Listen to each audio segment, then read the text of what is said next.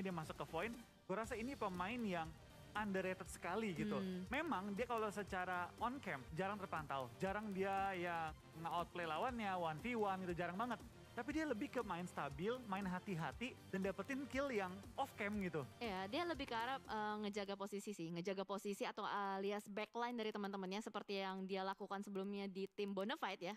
Ketika mereka bermain di bagian Erangel, menjaga bagian Rozok dengan sangat baik. Itu biasanya Lee Sin tuh ditaruh di bukit. Selalu di bagian backline untuk Betul. menjaga posisi dari teman-temannya. Ya, tapi kita perhatikan juga ya, dari beberapa tim mulai keluar nih pemain-pemain yang kemarin tidak bermain, hari ini belum bermunculan. Tadi ada Kenan dari Boom tadi kan main. Ada juga Yuhai dari BTR main. Akankah kita melihat main-main baru? Seperti Hoki juga main baru hari ini kan? Ya, Hoki. Ya kita bakal lihat nih, adakah pemain-pemain yang mungkin tadinya masih ada di bangku cadangan sudah mulai dimainkan apalagi hari kedua.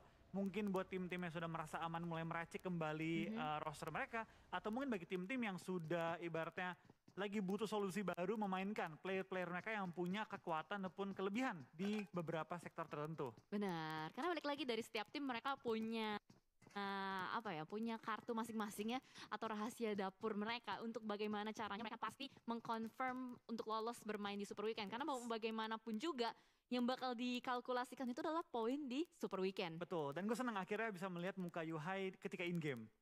Di game sebelumnya kan cuma rambutnya yang kelihatan.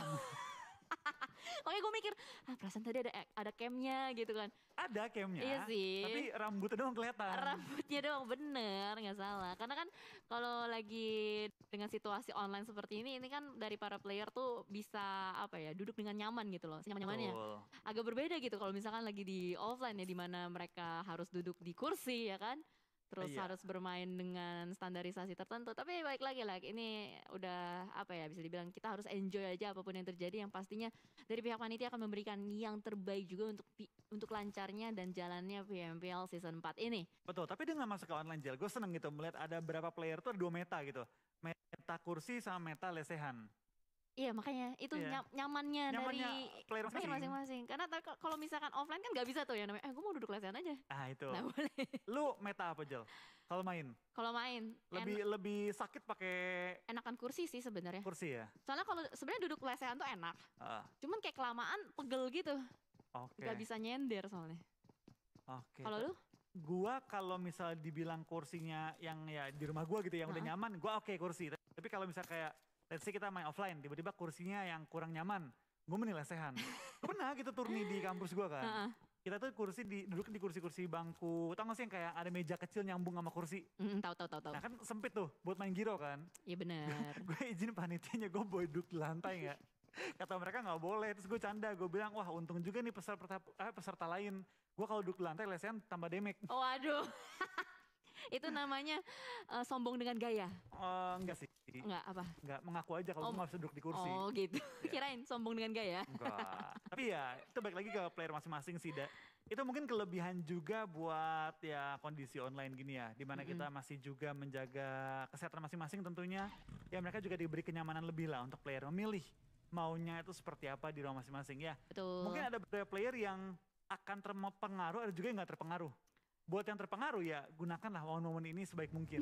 Bener banget. Untuk dapetin performa terbaik. Bener banget. Karena kali ini kalau kita lihat juga akhirnya McLary terpantau ya untuk bermain di PMPL. Sebelumnya gue sempat bahas sama Pasta juga. McLary belum terpantau sama sekali untuk bermain. Malah Miliano kali ini tetap bermain juga. Berarti ada player lain yang digantikan oleh McLary. Nah kata sekarang nih, Zai Hoki udah main. Dari Livescape gak berubah. Masih pakai roster yang sebelumnya juga. AE sama juga masih pakai Limax mereka. Yuhai. Tadi Chuckless di RQ juga. Siapa lagi nih di Void belum berubah. Nah nggak berubah sih. Yang berubah tuh setahu gue itu Maruzama. Mereka tuh banyak main-mainin player-player lainnya juga yang masuk roster mereka. Iya, karena Maruzama itu bisa dibilang ada meta 6 player ya kalau nggak salah ya. Ya, 6-man roster mereka. Ya kan ya, seperti Alter Ego dan mereka punya racikan sendiri untuk setiap map ataupun beberapa conditional yang mereka ingin mainkan. Berarti bisa dibilang ada plan A, plan B, dan plan C untuk tim tersebut. Sementara kalau di sisi lain kita lihat Void yang sebelumnya dibahas dari Licin yang bermain begitu licin, begitu bagus gerakannya, dan sementara mereka harus berpindah kembali. Void di Miramar itu ngambil Los Leones sama dengan Zone ya biasanya. Betul, tapi kalau Zone itu kan ngambil bagian selatan ya. Dari Void itu ngambil bagian tengah kalau nggak salah. entah udah berubah atau enggak ya, gue nggak terlalu perhatiin. Yang pasti sharing lah ya mereka ya. Karena jujur aja ketika map muncul, itu kan kita cuma lihat tubruk-tubrukan logo. Betul. Kita nggak bisa melihat mereka ambil spesifik di mana kecuali dari operatornya itu ataupun dari observer ya zoom in gitu melihat dari kondisi lootingnya. Tapi ya kita mereka tampaknya sudah melakukan rotasi juga. Ini zonanya sentral utara kali ini ya. Dan ini bakal sangat menguntungkan tim-tim seperti Aura, Nero, RRQ, Bonafide, SG karena cukup dekat ya. Cukup dekat dengan area mereka. Benar, itu adalah tim-tim yang penghuni utara. Tapi kali ini kalau kita lihat close combat lagi-lagi Eagle bertemu dengan Aura kali ini. Dari Katalis ternyata dijepit kiri dan kanan. Jaden berhasil untuk men-takedown seorang Katalis dan ternyata Anthem dari sisi lain berusaha untuk menembaki, tapi ternyata what happened, No Mercy berusaha untuk melakukan repositioning dan berhasil untuk melakukan repositioning turun ke bawah. Iya, itu Anthem sayang banget ketika dia melakukan spray dan pas banget seorang No Mercy buka badan pelurunya habis. Iya. Itu Pak kalau dia nggak habis itu pasti dari seorang No Mercy terlalu open tadi. Betul. Tapi ya mungkin No Mercy juga udah memperhitungkan jumlah pelurunya, dia ngitungin dari suaranya, yang namanya feeling pro player udah tahu kan kapan bakal habis si pelurunya. Dia langsung ngebuka badan dan dia menggunakan timing tersebut untuk keluar dari pertahanan dan mundur ke belakang. Ya, soalnya pergerakan mundurnya benar-benar open banget yang ngebokongin begitu saja. Dan sementara kalau kita lihat Anthem yang masih mengunci pergerakan dari player-player Aura, dan sementara dari Jaden pun akan berusaha untuk mengokang granat demi granat. Kali ini perbukitan di San Martin akan diperebutkan oleh dua tim ini. Ya, kita bantu juga dari Aura, dari tim Eagle. Tampaknya kali ini fightnya cukup berdarah, di mana kita bakal ada seorang No Mercy hampir kenok juga tadi dan sudah berhasil melakukan healing kali ini ya. Dan Aura masih punya keunggulan jumlah anggota 4 versus 3, tapi mereka nggak punya compound, sementara di mana No Mercy lagi-lagi terkena bom yang hampir menumbangkan dia, tapi balik lagi hampir tidak pernah lah cukup. Betul sekali, jadi mau nggak mau healingnya atau healing kit dari first aid-nya harus dipakai terus-menerus.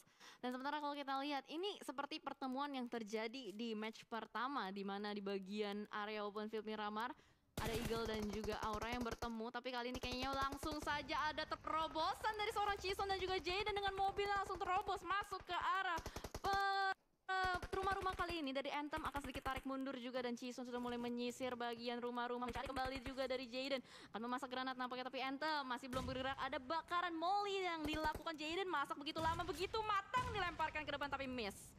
Kena akhirnya. Connect dan Anthem tampaknya akan tersungkur ke arah tanah, di mana Alpha dan juga Leon tampaknya cukup jauh untuk nge-backup seorang Anthem. Di sini Aura sudah punya keunggulan cukup besar dari segi posisi, dari segi jumlah anggota juga. Harusnya dari Eagle udah mulai back off dan menghindari fight, dan benar saja Alpha dan juga seorang Leon akan coba mundur dan menghindari tim Aura push mereka secara utuh. Aura pun kayaknya coba nge-clear area dan memastikan compound kali ini kosong dan aman. Yes, benar-benar dipukul mundur dan Eagle langsung split ke bawah. Dia split jauh loh ya.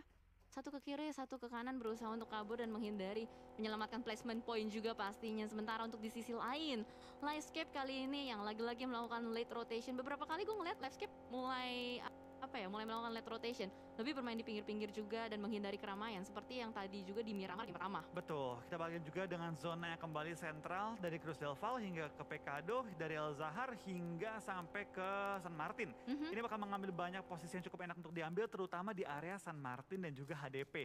Pasti juga di kanannya dekat Jangkar, gunung-gunung yang tinggi dan ngebuka map ke semua arah. Benar-benar ada banyak sekali gunung-gunung atau high ground yang bisa dimainkan juga pastinya. Dan sementara tim yang lagi melakukan rotasi, semuanya berusaha untuk masuk ke dalam, ganti-gantian mobil juga pastinya dilakukan. Ini benar-benar menjadi Miramar yang kurang lebih deja vu dengan match pertama. Cuman bedanya ada beberapa commit fight yang dilakukan, dan akhirnya ada beberapa tim yang memang mau tidak mau harus mundur saja supaya bisa menyelamatkan posisinya sampai ke circle-circle berikutnya. Betul. Terlihat juga beberapa tim masih nahan sakitnya Blue Zone, ada SUBG, ada Livescape juga, tapi cukup banyak yang sudah mengambil tempat di dalam area central zonanya, di mana Aura sudah berhasil mengusir lawannya. 3 tim lagi nahan sakitnya Blue Zone, dan 3 tim ini sedang mencari nih rotasi-rotasi yang sekiranya enak. Kalau setahu gue Livescape, yang gue tahu mereka sering ngebaca pergerakan tim lain juga. Yeah. Mereka adalah tim dengan semakin banyaknya game yang berjalan, semakin banyak juga gameplay-gameplay baru yang mereka berikan kepada kita. Sama seperti season lalu, makin banyak game jalan, makin kuat Livescape-nya. Betul, Livescape itu adalah tipe tim yang mapping. Itu biasanya Kato ya, soalnya yang seperti beberapa interview mereka lakukan juga, mereka selalu bilang mapping itu adalah kekuatan mereka. Karena dengan informasi banyak yang mereka dapatkan, dan apalagi ini adalah Battle Royale, dan ini tanpa ada sound visualization, itu akan semakin membuka informasi dan jalur untuk bisa masuk ke dalam circle. Oh, tapi lihat dari Alter Ego tampaknya sudah punya angle shoot ke arah tim Aura. Tapi dari seorang Spawn tidak membuka tembakan. Sedangkan di sisi belakang Super Una knockout. Gue gak tahu nih knockout ini apakah lagi nahan sakitnya Bluezone kena peluru lalu knock. Atau misal dia lagi low pengen nge-heal malah tubruk batu. Knock gitu kan, bisa juga kan? Bisa jadi. Karena ini juga baru zona kedua ya. Agak sedikit aneh juga kalau melihat ada yang ter-takedown oleh zona. Tapi kita harap Una masih bisa di-revive karena posisinya juga nggak terlalu deres-deres banget dengan circle seperti ini. Dan ternyata kamera mulai bergeser kembali juga ke arah tim Bonafide. Bonafide yang sebagaimana kita tahu mereka bermain dengan sangat galak. Tapi kali ini, kok? Sampai tumbang loh. Oke, berarti teman-temannya mungkin lebih memilih untuk merelakan Una begitu saja. Mungkin jauh jaraknya. Mungkin jauh. Jadi daripada disusul keluar zona begitu jauh, menghabiskan banyak sekali first aid, jadi lebih baik ya udah direlakan saja di bagian blue zone-nya. Dan kali ini dari zone, ini adalah tempat yang tadi terjadi perang ya di rumah ini.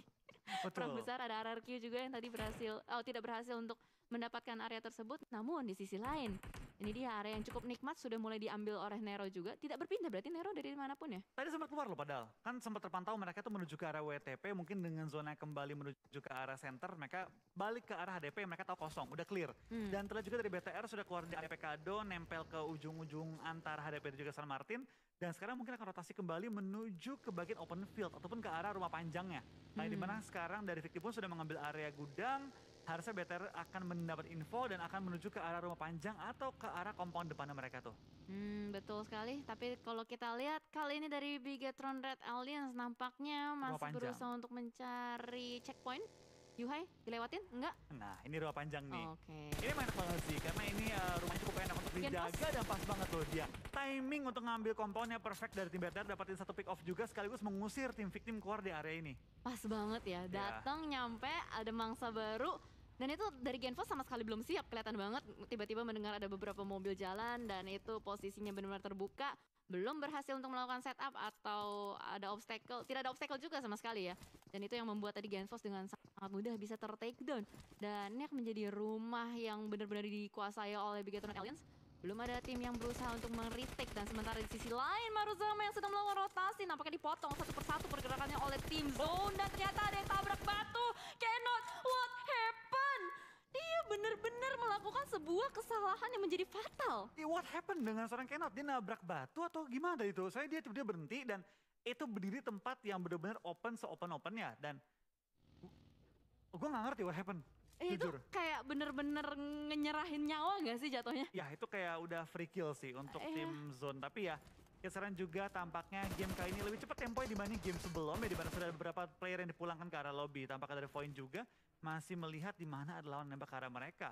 Dari seorang Star sudah mulai mengeluarkan juga sniper dan sudah mulai mencari kepala-kepala dari tim Void untuk di-eliminate kali ini. Oke, ini menarik karena Star seorang diri saja menjaga bagian bibir zona. Gue belum melihat ada kawan-kawan Star yang berada di sekitar mereka. Dan dari Void kayaknya bakal berusaha untuk melakukan pergerakan aja ke dalam. Benar-benar dicuekin habis-habisan dari seorang Starnya. Tapi ternyata Embot akan berusaha untuk melakukan awareness kembali ke arah belakang. Dan ternyata teman-teman dari Genesis Dogma berada di seberang dari Star. Betul, ini dari tim GD memang gitu. Nggak mungkin ada satu anggota GD tanpa ada backup dari teman-temannya. Tapi kita bakal di lain sisi tampaknya Chisun kembali dengan snipernya menumbangkan seorang McLary kali ini dan langsung menumbangkan dia ke arah tanah. One shot, one knock kali dari seorang Chisun. Betul sekali dan kali ini dari RQ bertemu kembali dengan Aura sebelumnya close combat. Kali ini sedikit jauh, ada medium to long range combat. Sementara dari Void nampaknya berhasil untuk bergesekan juga dengan Genesis Dogma. Tapi ternyata dari Aura yang berhasil untuk men-take down satu player di depan sana. Nggak terlalu fokus juga dengan Larry kali ini. Dari Ciel yang berhasil untuk menahan pergerakan dari Aimbot. Nggak bisa kemana-mana, tapi ternyata Booms juga di sisi lain. Menjepit pergerakan dari Maruzama.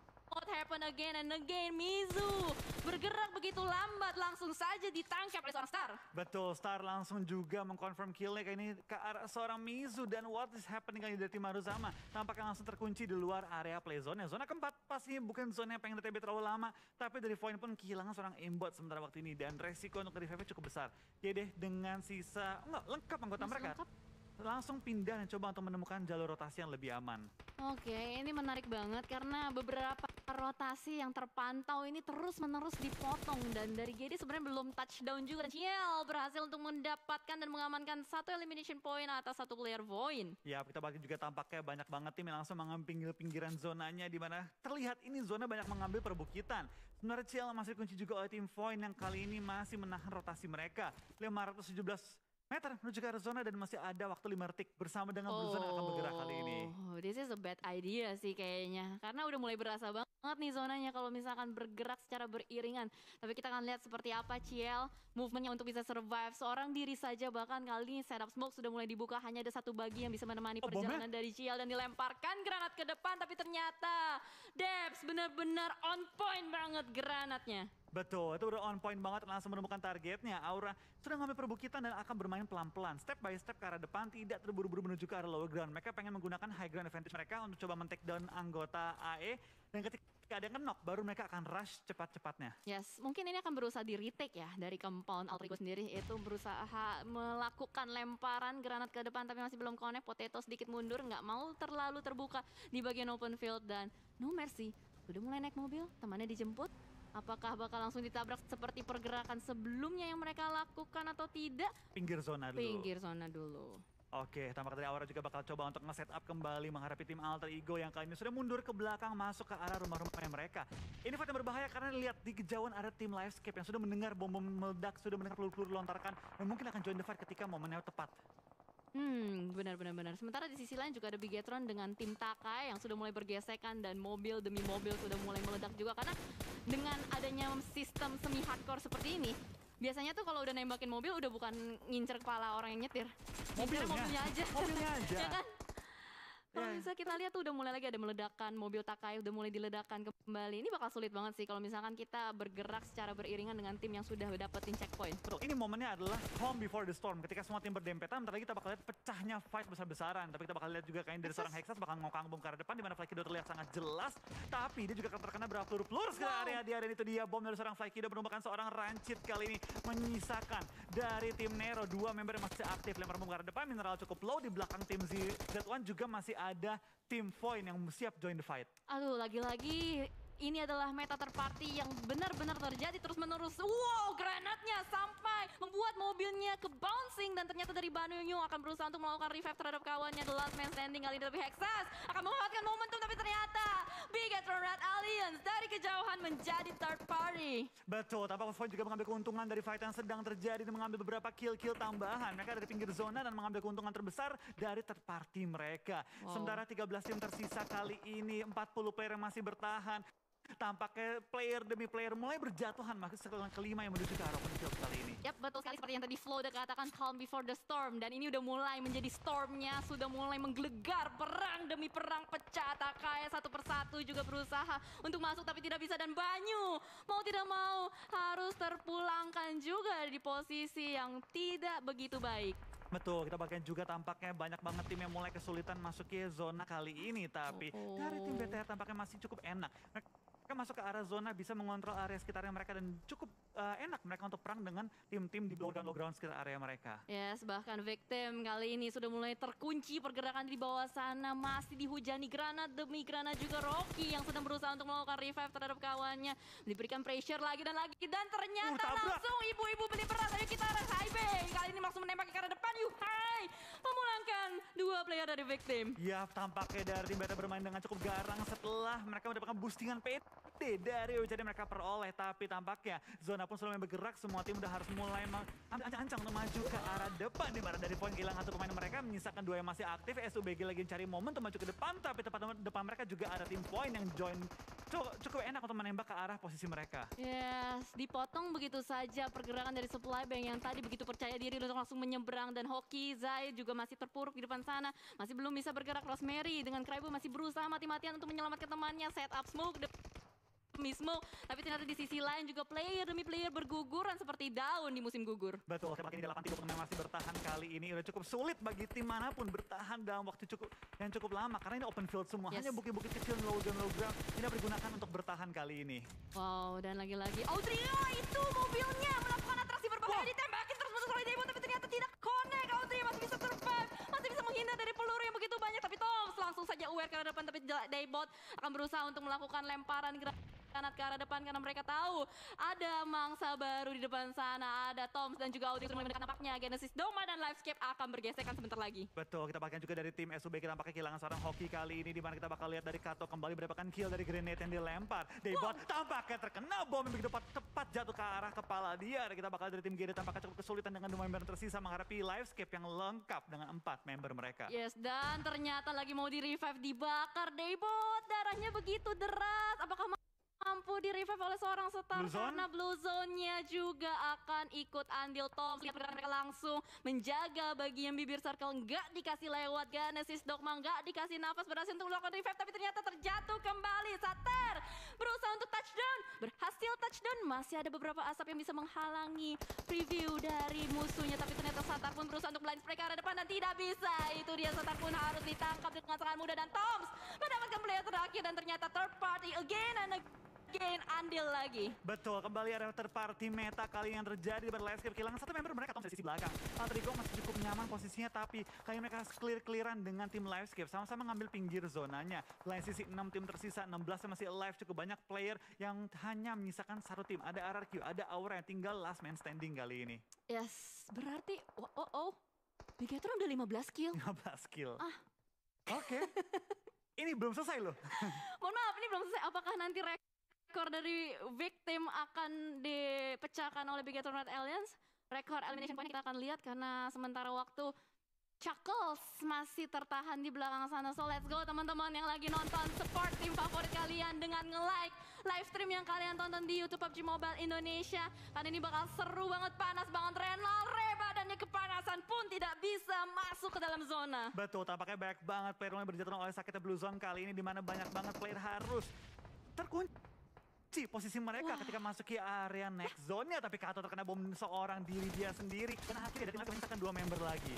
Yes, dan Chuckles, masih bisa survive. Ternyata Chuckles berada di belakang gundukan jerami, tapi posisinya udah ketahuan oleh player-player dari Bigetron Red Alliance. Terkunci, nampaknya masih berusaha untuk survive dan tampaknya akan langsung di-eliminate oleh Loxi. Betul, kita pakai juga dari pergerakan tim Livescape. Tampaknya sudah berhasil nge-revive seorang Kato. Dan itu dia Potato tertangkap oleh seorang Yuhai. BTR 17 elim dan belum selesai pertandingannya. Kill demi kill dikantongi terus oleh tim BTR. Sekarang Ryzen mengamuk bersama dengan para alien merah yang lainnya. Yes, aduh ini benar-benar on fire banget. Bigetron Red Alliance menyapu satu demi satu, di sweeping semua areanya, dan kali ini menguasai daerah jam 11. Kayaknya punya mangsa baru juga. Livescape di depan sana sudah menjadi incaran, ditembakin terus-menerus. Livescape apakah mampu untuk lepas, tapi maybe tertangkap di depan sana.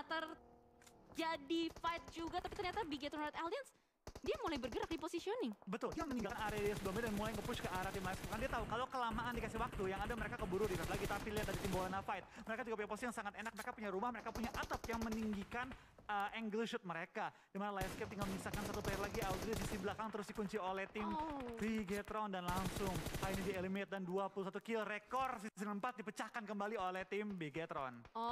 Oke, 21 kill point, dan kita akan lihat siapakah yang mendapatkan winner chicken dinner, karena ada 2 tim kali ini yang sedang bertahan. Ada Bonafide yang berada di bagian atap, berhasil untuk menumbangkan seorang Zuxi di depan sana. Seorang Tuyul harus melakukan healing terlebih dahulu. Kemanakah circle-nya? Ternyata circle-nya berpihak untuk Bonafide. Apakah Bigetron Red Alliance mampu untuk bisa melakukan setup dan bergerak masuk ke dalam circle, atau malah Bonafide yang mampu mengeksekusikan zona yang mereka miliki sekarang? Betul, kita bakal lihat dari tim Bigetron. Tampaknya sudah memiliki 21 elim, tapi posisi mereka memang zona, tapi sementara waktu ini sampai zona bergerak dalam waktu 25 detik. BFD masih punya high ground yang sangat menguntungkan bagi mereka. Dari BTR sekarang PR mereka adalah jangan kasih BFD masuk ke zona. Mau nggak mau mereka harus maju ke depan, ambil gunung-gundukan depan, pastikan ketika BFD turun dari rumah mereka atau keluar dari area rumah mereka bakal langsung terpantau dan bisa di take down secepat-cepatnya.